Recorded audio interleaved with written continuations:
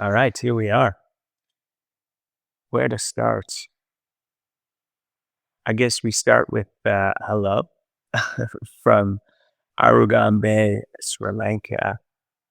It's a beautiful day. Um, Supposed to go surfing this morning, but there were absolutely no waves. So came back. It's like early morning here right now, and I figured I'd bang one of these out um, because it's been like 2 months 2 months and change since I recorded a solo episode.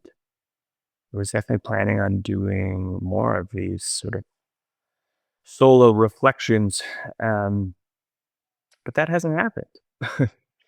I guess I simultaneously have never had more to share and to express while also feeling or not having the need or desire to share, if that makes sense. And I think there's a number of reasons for that. Probably the biggest one was I recently did a 5-day 5-MeO DMT retreat.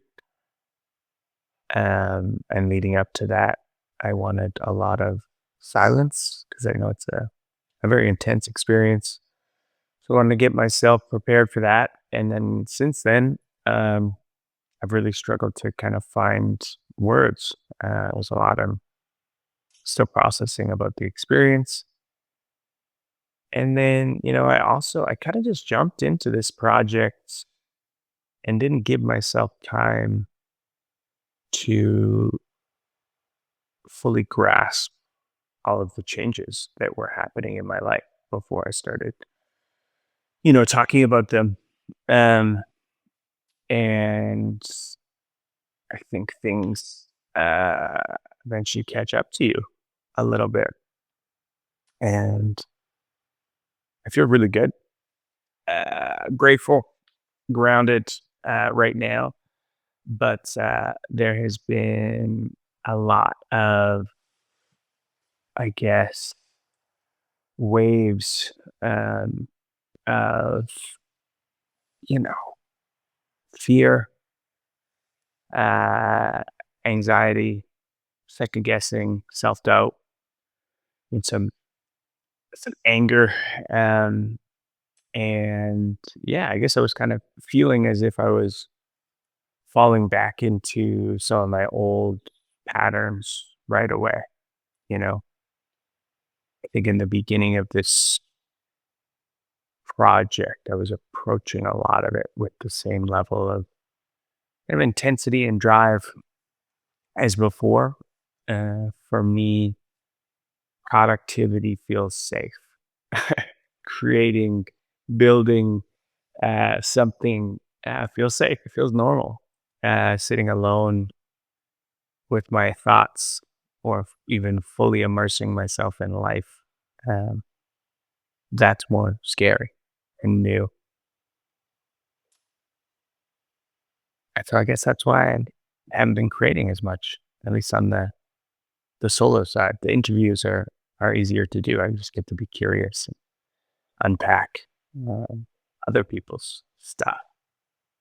Uh, but yeah, I guess there's also this part of me. It's been weird of feeling like I didn't want to contribute to the noise as I've been traveling around. Um, I've been watching how obsessed we all are with documenting and sharing our lives. Even in these incredibly remote areas that I've been going to, still find travel influencers, who are completely disconnected from their beautiful surroundings, talking to their phones, and even families you see, on vacations, having dinner, and they're all glued to their screens consuming content, or even locals. It's certainly not a Western or a tourist thing. Locals will be killing time endlessly, scrolling. So I think every time I've sat down to do some writing and record one of these, I've had almost this like visceral reaction of not wanting to be a part of that. And I know this project comes from a good place.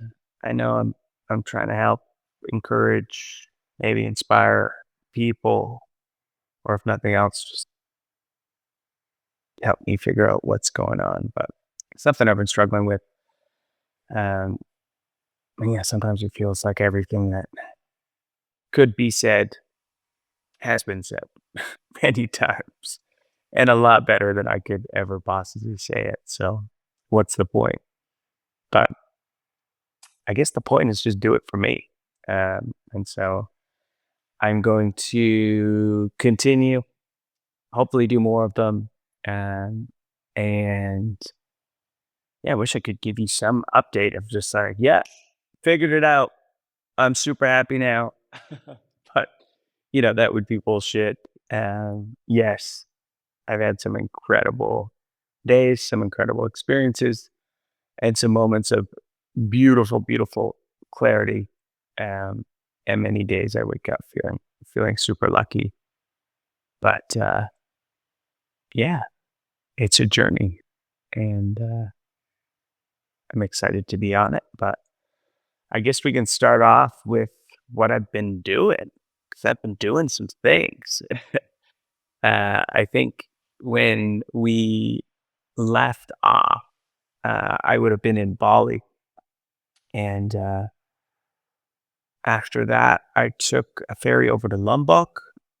Um, Apparently, two ferries had just sunk like a few weeks earlier, um, and the ferries were wild. Um, I guess that passage of ocean there is just super intense. So yeah, we made it, but not without a lot of our passengers puking, and it was a nightmare. It felt like the hull was going to break many many times, but I guess that's the part of traveling that you don't see on old Instagram. But we made it. Super happy that we did.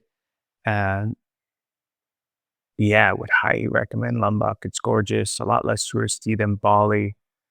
We were originally going to stay for like 4 days. Those 4 days stayed into 2 weeks, and incredible beaches, incredible food, and I think the highlights, two highlights, the best spicy beef noodle soup I think I've ever had in my life. And anyone who knows me knows I love soup and I love spicy food. And so we went back to the same spot twice. Uh, had spicy beef noodle soup and dumplings. It was good. And then we also went diving with manta rays. Which was super cool. I had no idea how big manta rays actually are.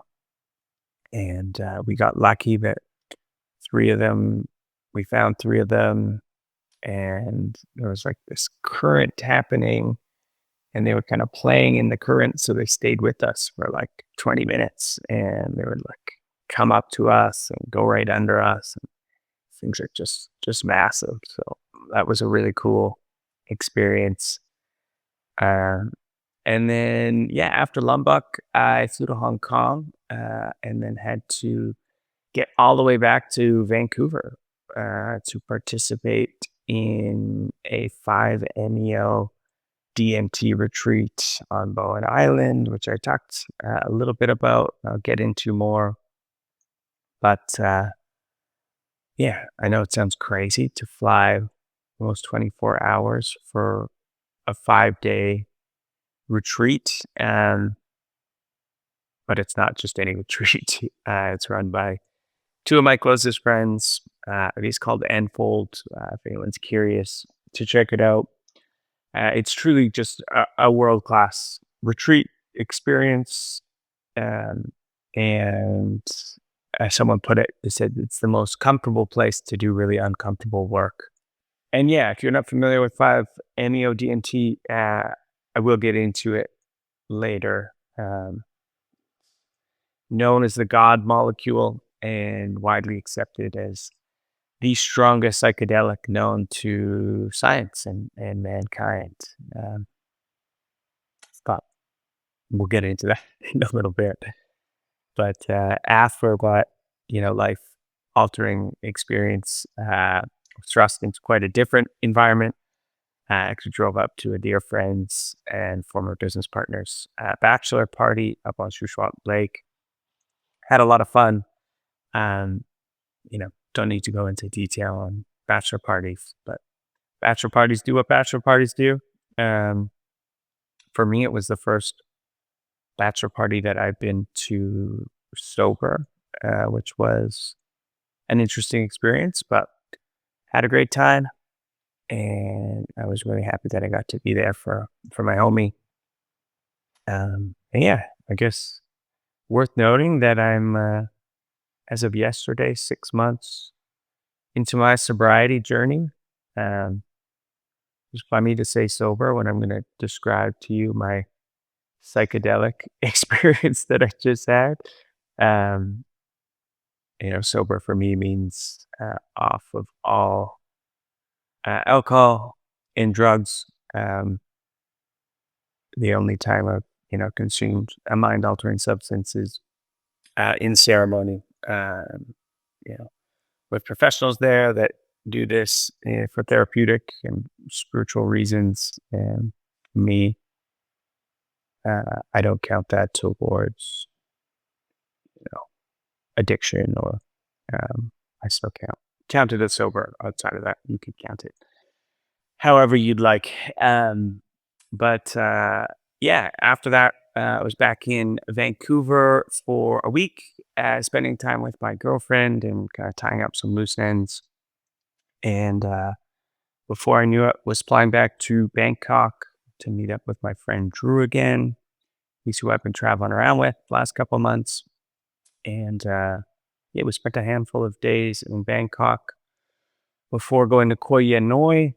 Um, didn't really have a plan for Thailand. We just literally asked ChatGPT, what is a place that's remote, has very little tourists, some beachy vibes.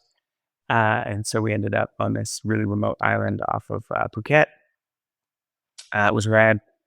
Weather, unfortunately, was not great. We were there in the wrong season. Um, but locals were nice. Food was good. Um, and we did have one gorgeous day. And it was the day that we happened to rent a boat. So we got lucky and got to explore a bunch of different islands, which was a really cool day. And then, yeah, back to Bangkok for a couple of days. We had to get a bunch of our travel shots and vaccines because we're starting to get into more and more remote areas where you need that kind of stuff.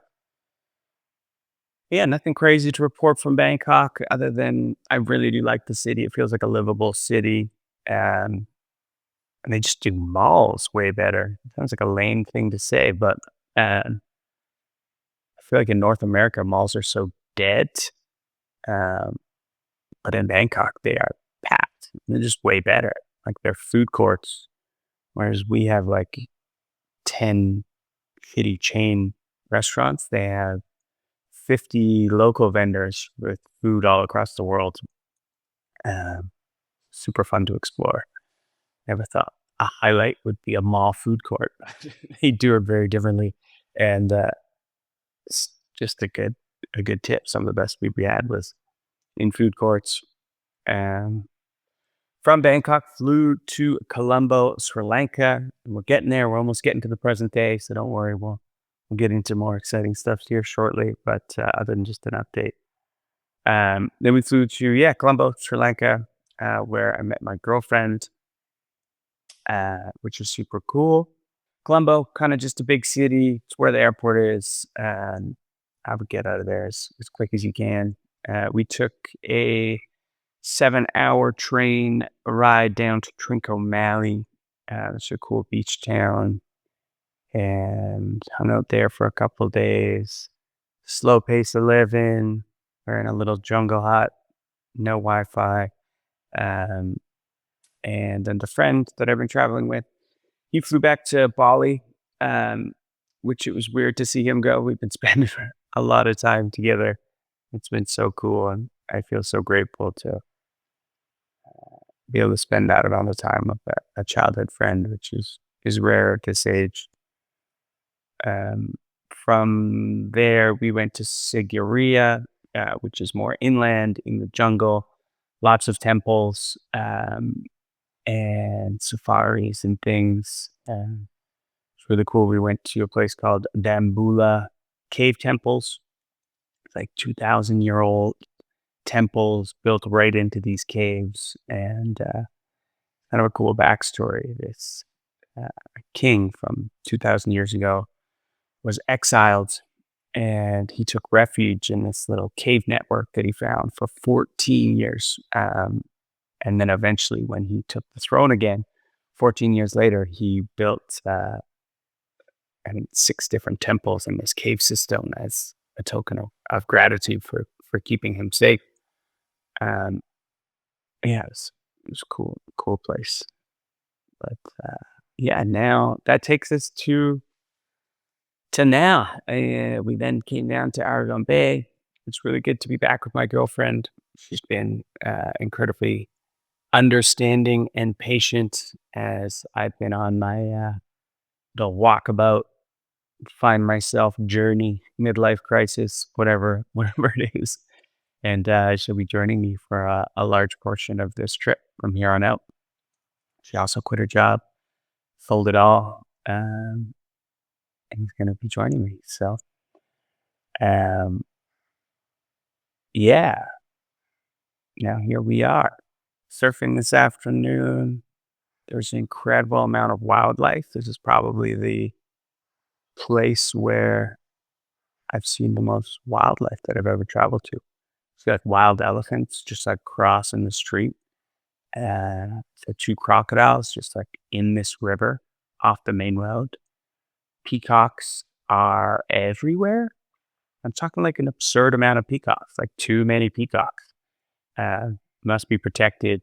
But you'll just see like 10 peacocks hanging out. Um, and we've seen at least 3 different types of monkeys all together in big groups. Lizards everywhere, big and small.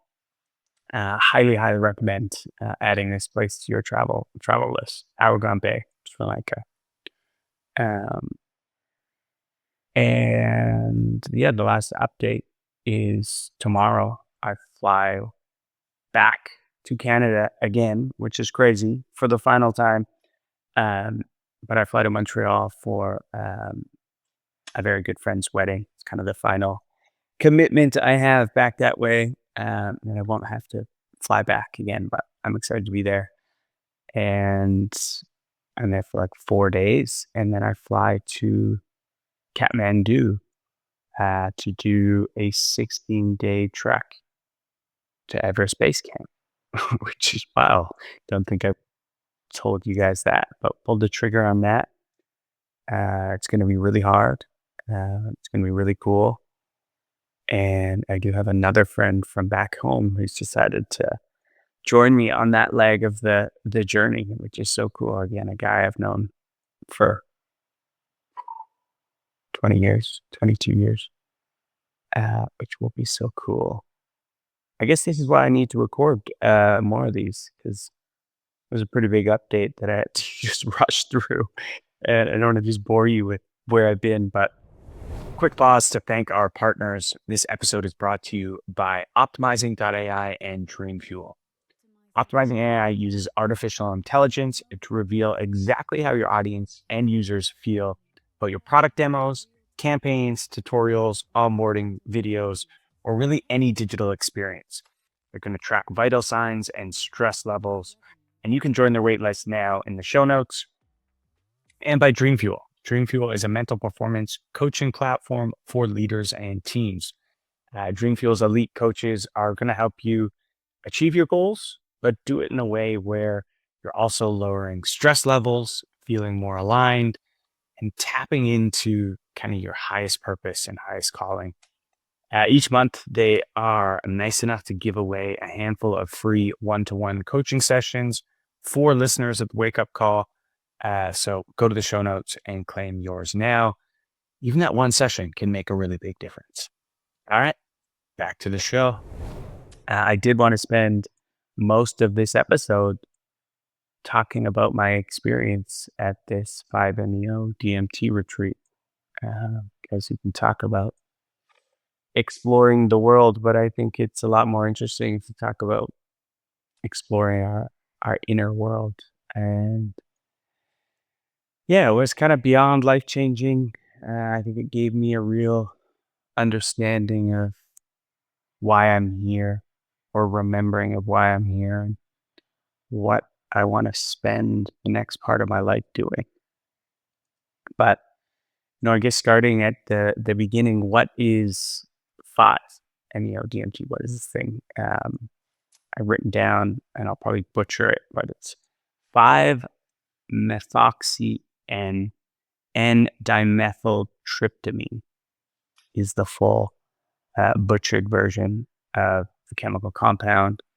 It is an incredibly potent psychedelic substance. It's actually found naturally in a variety of plant species and in the venom of a specific toad known as the Sonoran desert toad. And as I said, it's kind of accepted as the strongest and most powerful psychedelic that humans have ever come across.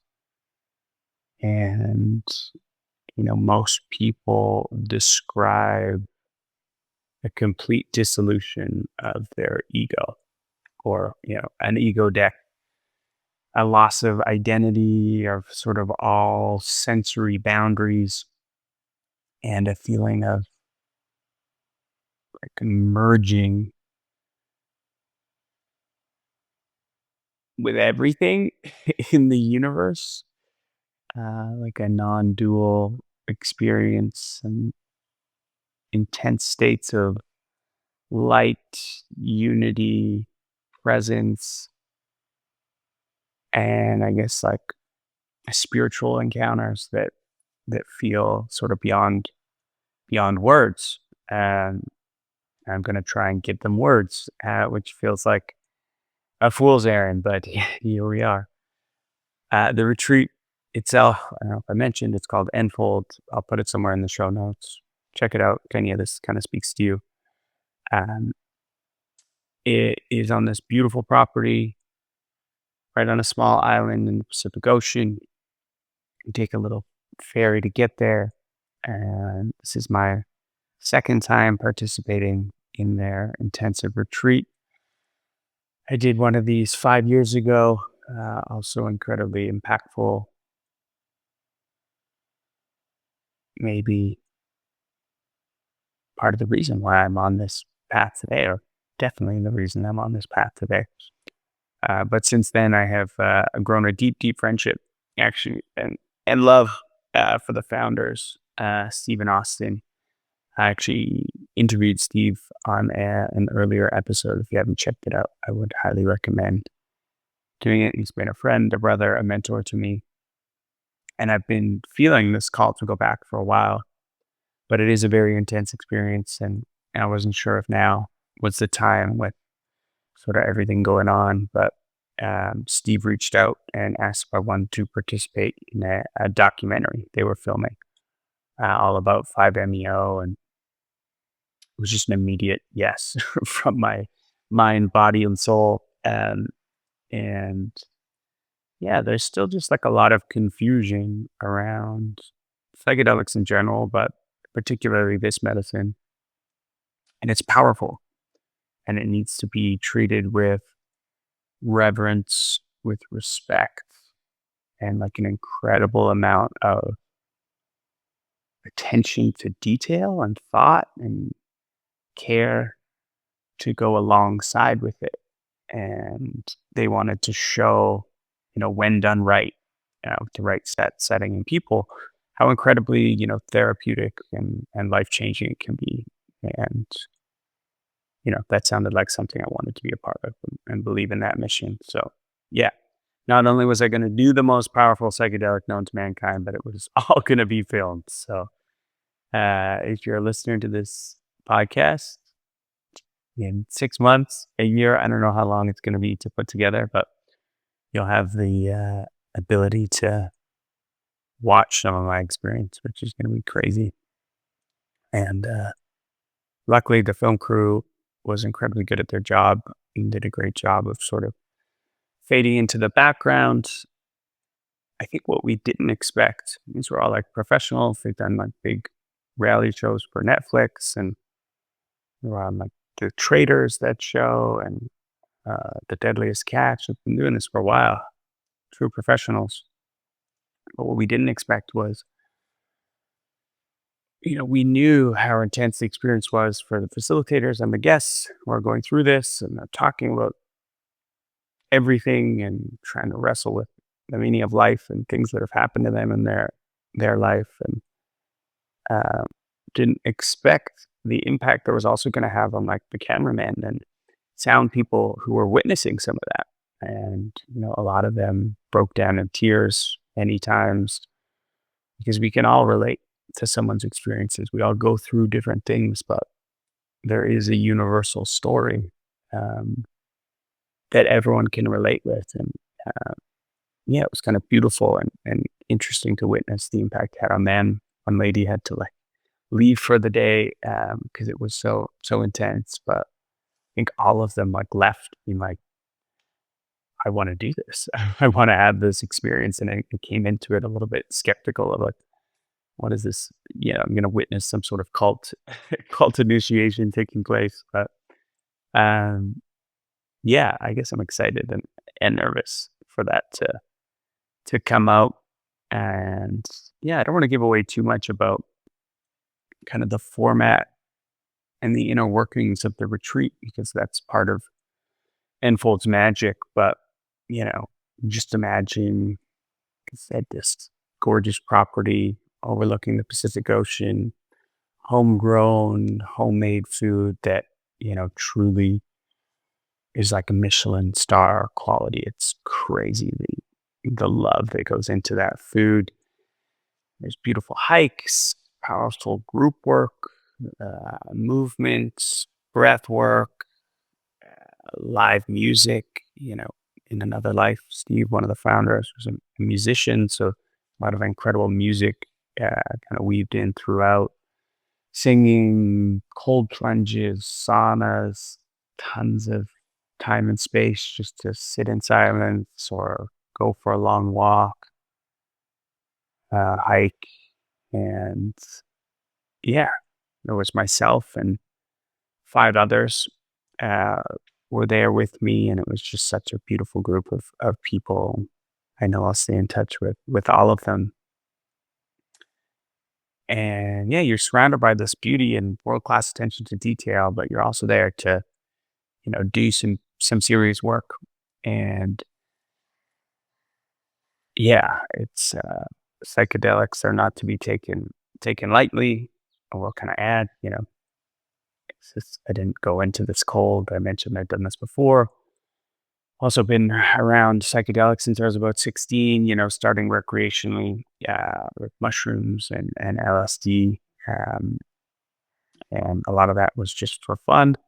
Um, but every now and again, I would touch something or have these moments of clarity or understanding that made me think there was something there. So I kind of continued to explore in more of ceremony settings. And a big part of my journey was in 2019. I flew down to Iquitos, Peru, and went to the Amazon jungle, like 7 hours by boat, and lived with a tribe there um, for 10 days. They had no electricity, running water, and we sat and did ayahuasca 4 times, like a traditional setting, and a curandero there, eighth generation curandero or shaman. Um, that'll be a story for another day, but it played a big part in my journey. How to explain the experience of the actual medicine is a tough one. It's a somatic medicine. And what I mean by that is you're feeling through things kind of in your whole body. It's not like other psychedelics where you're seeing a bunch of visuals or it's very heady and it's making you think about all these crazy things. It's, you know, you are not online. You leave your body. I was no longer Scott. Your ego is offline. And it's as if you're just a soul that is processing, remembering, knowing, witnessing, and at things as they are. And I think I could try to describe it in a literal sense, which I think is what I'm going to do in my newsletter.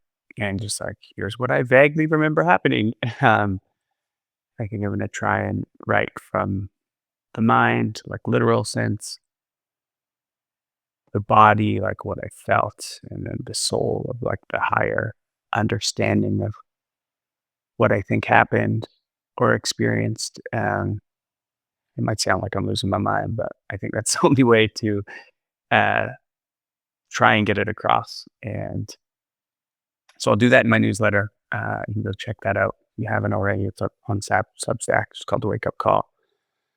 But here, I think I'm just going to share the one from the soul. I think it does the best job of encapsulating the experience.